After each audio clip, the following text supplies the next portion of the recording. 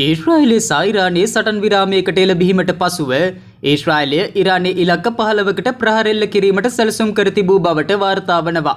ජනාධිපති Donald Trump අග්‍රාමාත්‍ය Benjamin නෙතන්යාහුට ඉරානයට ප්‍රහාර එල්ල නොකරන ලෙස පවසා තිබුණේ ඉන් අනතුරුව බවයි පැවසෙන්නේ. ඊශ්‍රායලයට ඉරානය ඊයේ එල්ල කළ මිසයිල ප්‍රහාරයකින් සටන් විරාමය උල්ලංඝනය කිරීමට ප්‍රතිචාර වශයෙන් ඊශ්‍රායලය එලෙස ඉරානයේ වැදගත් පාලන ඉලක්ක 15කට පහර දීමට සැලසුම් කරමින් සිටි බවයි විදේශ මාධ්‍යය වාර්තා කළේ.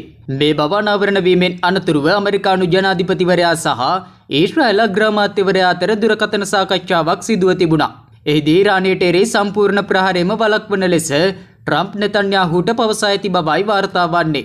අනතුරුව නෙතන්යාහු ඉරානය අහසට ඉහළින් ගුවන් යානා රඳවා තබා ගැනීමට නියෝග කර ඇති අතර දේශපාලන තලයේ ඉලක්කවලට කිසිදු හානියක් සිදු නොකරන ලෙස උපදෙස් ලබා දී ඇතැයි සඳහන්. ඉන් අනතුරුවයි ඊශ්‍රායල් හමුදාව ඉරානයේ රේඩාර් ඉලක්කයකට පහර දී ඇත්තේ. කෙසේ වෙතත් තතුදත් ආරංචි මාර්ග පුටා දක්වමින් විදේශ මාධ්‍යය වාර්තා කළේ දුරකථන සංවාදයේදී ට්‍රම්ප් නෙතන්යාහුට පැහැදිලි කර ඇත්තේ තමා පවසන දේට අවනත විය යුතු බවයි.